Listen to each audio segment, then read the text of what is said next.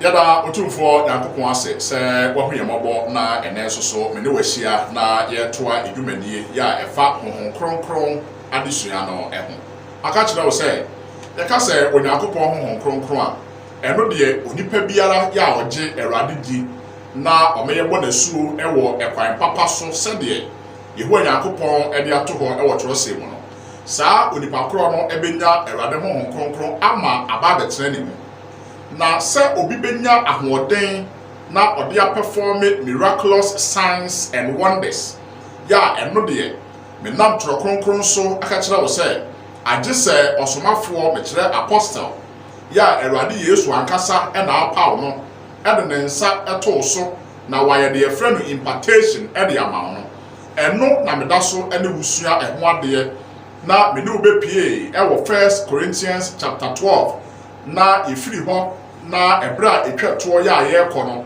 yebepie chapter 14 ya me ka kire wo say verse number 1 and 2 of 1 Corinthians chapter 14 no ese onipa biara a okasa e wo kasa bie mu no saa onipa no enkasa nkire onipa demom okasa e de kire Onyankopon efrise eye honhom mu era saa onipa kro no oka ehuntasem ana mka kire say saa ehuntasem I mean mystery ya ewo 1 Corinthians chapter 14 no enye ehuntasem a eye menu mienu ehuntasem anase eye ehuntasem a obia enim ehuntasem kro na mo Bible akire ehuntasem kro ya eye na eno ena menam tro kronkron Bible so ene wo echa ase ese ye behwe ehuntasem kro ya Bible no eka eho asem se de ebeya ebeye na onipa bi emfa nyamesam emedane wo asokwa endane wo achenchena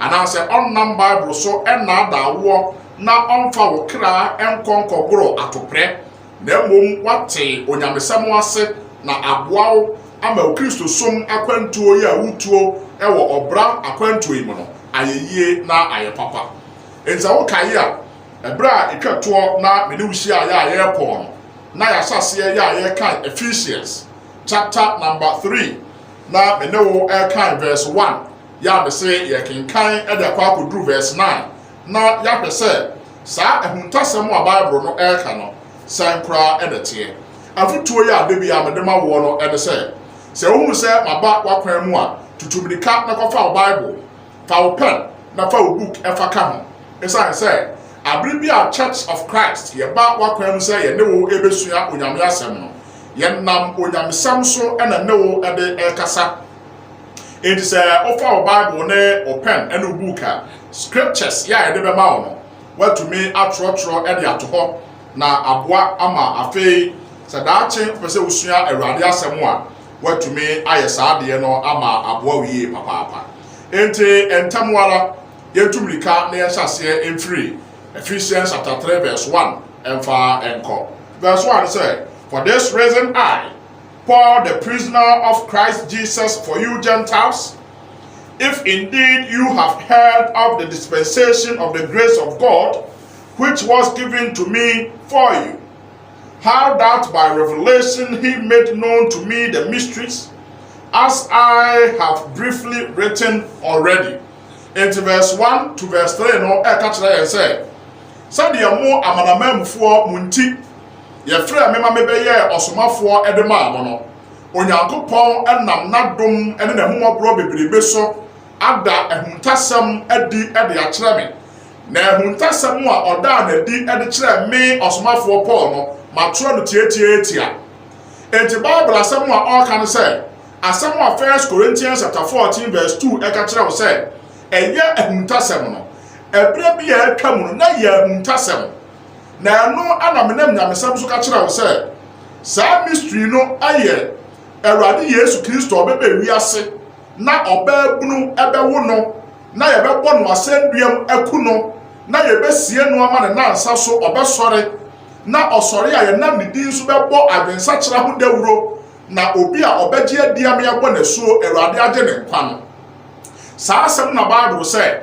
eye ehuntasem na ye ehuntasem no age say ye ka de kire me no mienu ansa na afedie aba beda ebedwam ade ama enti ebra saa bre Kristosum ehye ase na Onyankopon ade saa adom akyede na adom enipa na wotumi kasa in tongues no te se bigina ha yi asɛm a mekan ɛyɛ onyame asɛm a ɛbɛboa ɛde wakɔ enkwagye mu na so nka masɛm a mekan no Swahili kasa mu a just wonte Swahili kasa asɛm a mekan no it will be of no importance to you asɛm no ho ma emfaso biara emfa ma na yɛn no Onyankopɔn asɛm ɛka kyerɛ yɛn sɛ obi ka onyame asɛm a na yɛ ehuntasɛm a ɛde nipa ɛkɔ enkwagye mu no na so ɔka no wɔkasa bie mu a onipa kro no ogyina hɔ no nte ase a even though asɛm ne honhum mu asɛm ya woka na ka ɛyɛ asɛm wɔ sɛ onipa no nya enkwa no onipa no ɛso ɛma no emfasoɔ afei verse number 4 Ephesians chapter 3 also by which when you read you may understand my knowledge in the mystery of Christ and what see asɛm no so bio ɔsɛ matro saa ehuntasɛm wɔ nyame na di kyerɛ me no me Paul de matro de ama mo ɛnɛ agyinifoɔ sɛ mo de mo kenkan a mo de behunu minyam saa ane minim de ya me wɔ awɔ Awurade Yesu ehuntasɛm no emu ɛno ne asɛm a ɛwɔ 1 Peter chapter 4 verse 11 ɔsɛ sɛ obi ka asɛm a ma no nka no te sɛ Onyankopɔn asɛm sɛ obi asom Onyankopɔn a ma no nsom te sɛ ahoɔden a Yehu Onyankopɔn ɛna de ama sɛ de ɛbɛyɛ animonyam nyinaa bɛfa agya Onyankopɔn so ɛde aka yɛba Yesu Kristo enti saa na Bible no ɛka na no na meka kyerɛ wo sɛ medɔfo pa yɛ awutie me ɛnya ehuntasɛm bi a ɛyɛ me no mienu ɛna biribi ahunta ɛna Bible de ɛho asɛm adom ho sɛ afei na wo bɛka dabi ɛyɛ Awurade Yesu ya yeku no na yesie no na enei ɔte agya ne nsa nifa so a odi ɛde ama me ne wo emi no now verse 5 which in other ages was not made known to the sons of man as it has now been revealed by the Spirit to his holy apostles and prophets.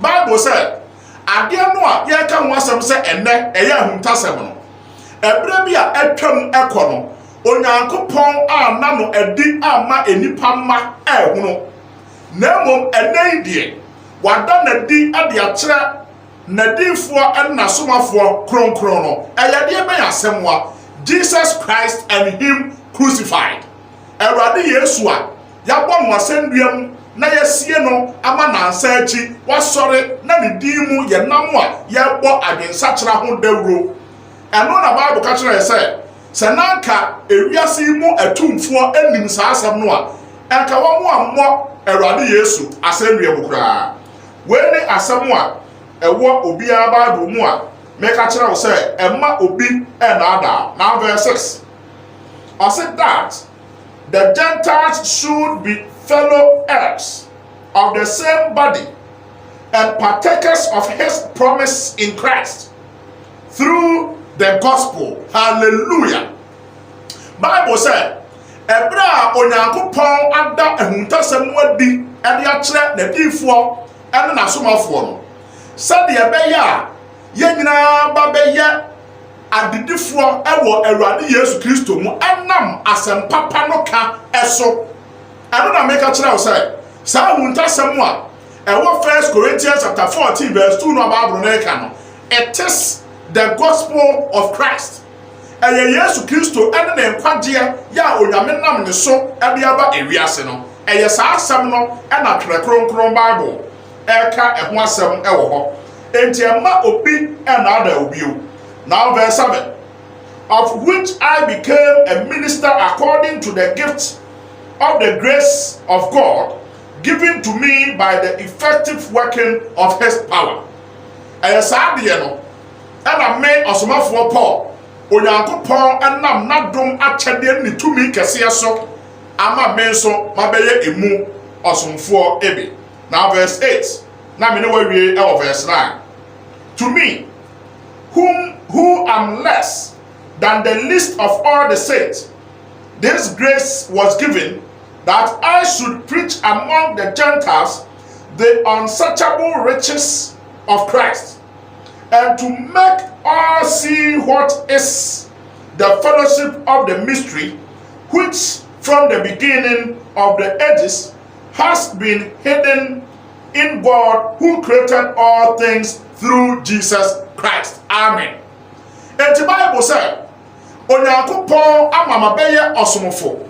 Said the beye obenam me osomafo po me mu na obeda Onyankopon ahuntasam a ode sie ye ewa Awurade Yesu mu enam adebo entiti ase eso na wama enipa ehukura. Enti wani ahuntasam a Onyankopon asam eda na di eda kire me numienu enei na meka kire wo se enya ahuntasam fufuro bi ana wo se onyame honhom aba wo so nti afa na wo beka asem bi a obi ente da ebra me de wo ba wieye e wo saa kwan so about the mystery of God no my Bible ko Colossians chapter 1 na me de won kenkan verse number 26 and go see verse 27 na etie Onyankopon asem Colossifo enwa eti a eye baako ne chichemu eye aduonu ensia ene ko se aduonu enson no mayentie Onyankopon asem o say the mystery which has been hidden from the ages, from generations, but now has been revealed to his saints. And the Bible said, ehuntasem a Onyankopon di sie ye free adebo entiti ase e free awon to atoaso e kopem awon to atoaso no enai die ye hu Onyankopon ayi sa ehuntasem wadi ade a kire na hotefo enti ano na meka kire o se me dofo pa ya wutie me se enne ukogina asore dan bim na onipa no odi asore no anim ni begina ho so oye sons leader so oye sofo so oye prophet na ka kire o se ye be bo mpaye na mpaye a ye bo no ye be bo in tongues na ye bo in tongues because ye person odronsan bete na ye mpaye no a ye bo no whether or not say ye nya ye bo ye te ade no ase no ye ka huntasam e wo Bible kwan so a na me kire o se enye no kure ema kwan ema enipa amfa saade no na ada obiew se wudi sa akrofo ye chi a wode wo kira abekọ obonsam jemu a onya kra do sai obekọ ho. Now to verse 27 I say, to them God will to make known what are the riches of the glory of this mystery among Gentiles, which is Christ in you, the hope of glory. Hallelujah. Bible say, ehuntasem ya yebo hu dawro no. Ehuntasem ni nyina ne say, Christ in you, the hope of glory. Eje ehuntasem no and say, Awurade Yesu eba betena odasani akomam. No onipa Awurade Yesu te na akomam no, ayo onipa a wate enkwade asem na wama kwan ameyabo no asuo according to Acts chapter 2 verse 38. Say yabo asuo onyame won kronkron ba betena wo mu, and the Bible say Christ in you, the hope of glory. What is our hope then? Ye need that so and say ye a Christopher yi say ye wum power that bi ye be say asori. Enti anu wasam na Bible yi eka e wo hai. E na be ka kira wo say enya sa asam no a ye nuanom akeka ade a kira ye e wo 1 Corinthians chapter 14 say obi kasa honhom bi emu a na e honhom mu e na oka ehuntasem enya nokre afesi awi a yamra back to 1 Corinthians chapter 14 na enkomo ya ewo ho no me ne wo emedi na ye say ye de be call awie ya now ye to aso and ye free verse number 3 1 Corinthians chapter 14 or say, but he who prophesies speaks edification and exhortation and comfort to men. Mimietio say akasa edification sa wo kasa no ama enipa enya enkoso e wona brabom owie na o kire wo say enipa o hye enkom no say okasa o ma enipa enya edification o ma enipa enya exhortation and enipa enya comfort. Sa de we no eye preaching mu ade enya free na de wonim ni say sa prophecy ya e wa he no ye ka so obi a prophesy a eya niam miensa o enema miensa de edi kan no awo Bible nimdiem no ya frɛ no foretelling enti onipa no a yɛse ɔhyɛ nkɔm no ɔka daakye ansɛm a ebesi ade obi bi afrɛ no foretelling no ɛne sɛ enra asɛm bi si onipa no a ɔyɛ saa deɛ no obetumi aka ɛna ebrembre nso so asɛm bi esi saa asɛm no obetumi aka ɛno na Bible sɛ obi bɛkasa wɔ kasa bie mu no ɛyɛ sɛ obi ɛbɛhyɛ nkɔm I mean saa brɛ no during the first century Christians no na deɛ ɔhyɛ nkɔm no deɛ ɔma asafo no enya nkɔsoa na wɔn nso nya edification and comfort medɔfo pa ɛyɛ saa brɛ no so onyankopɔn mɔ ability no a saa ability no empower wɔn ɛwɔm to make onyankopɔn asɛm ade kyerɛ enipa. Now verse number 4. He who speaks in a tongue edifies himself, but he who prophesies edifies the church. Asam na da ho no. Ento Nyankopon sɛ onipa men konkodi awu. And onipa no a ɔka asɛm no ɔka in French. So ɔka asɛm ni in French. No no nko na te French ya. Ɔno nko na be benefit sɛ Bible sɛ me ni awu. Na mom say me kasa in plain language e de kire enipa de a obi abeti ase say Bible say thou shall not kill. Now verse 5. Tie Paul asema ho. I say I wish you all spoke with tongues, but even more that you prophesied. For he who prophesies is greater than he who speaks with tongues, unless indeed he interprets, that the church may receive edification. Enti saa de no abeto wiase ya enne obia sori a ose obo tongues na tongues no a omo can you see ya say tongue babno ya ka linguistics ya say mother tongue e kire say e obi kurom kasa saa tongues so ya nuanom so omo ka wa sori da mu nsu de say okogyina park bi so a helebala kabayoba kebeye na otiatia mu ya saa de no sa so ndem no mu kina helelelelele ememu ayi wadudu obu okunkumu wobɔ mpa ye tiatiam okoka ɔse aduro na akyew saa kasa no ɔka no a ɔse ya tongues no enne ewiase ayete no United Nations wɔn mo certify kasa biara a ɛwɔ wiase ya enipa ka na saa dede no a yɛyɛ no asɔre dem no kwasɛ ebusa no sɛ ɛyɛ kuro bɛn so kasa sabi Swahili mpo saa yɛ ka no. You see, I was a woman say, Papa ni preacher, or cabrofo, nobody cocky, or cakia, nobody cabrofo. Never may do some about Pioneer, or say, you're born in tongues. All King James Messiah from Howard cometh this. Some way, if you differ.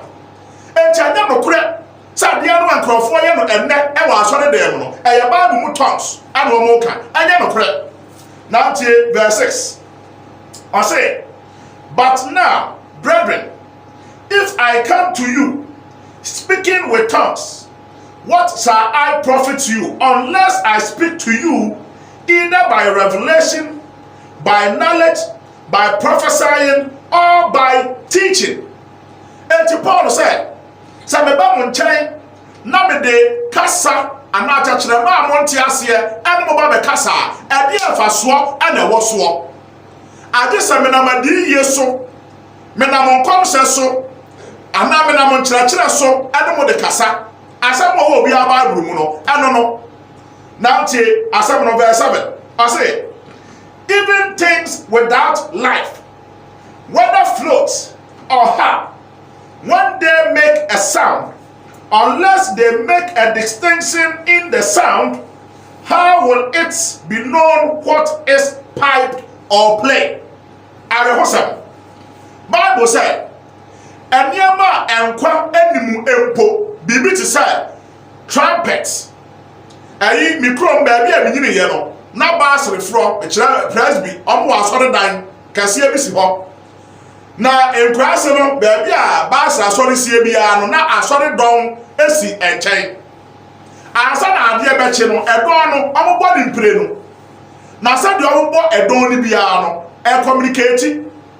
obi wu a e wo se de don no ombo no saa de we obi anim saa ya te Ghana hai mo amwa abrochire Ghana ha ya ebo national anthem a aprosifo amo a asojafo na ebo na omo the trumpets and obo saa de na saa trumpets omo de ebo no and omo no God bless our homeland Ghana or the trumpet na ebo and Paul say prosini no ana asoja ne kojira ho na say obo trumpet na say otine say either say God bless our homeland Ghana and now otine say yengara ya say asini a ebe dia na wate asamo de pakro obo and wadi so anya no kure enti ansa na niema enkwa animpo ye betimi atie de niema no elbo na yate ase no gise e make distinction na de ye waso de dem ide Bible say aye jargon now verse number 8. For if the trumpet makes an uncertain sound, who will prepare for battle? And to the agreement quantity, ya no mo call okon no. And obu say wo bo to troben to see a mesene call okon. Now to troben to a wo boy no emu anda ho yi a ebesi dian and ya boy ho abesen akodi okon na verse 9. So likewise, you, unless you utter by the tongue words, easy to understand, how will it be known what is spoken?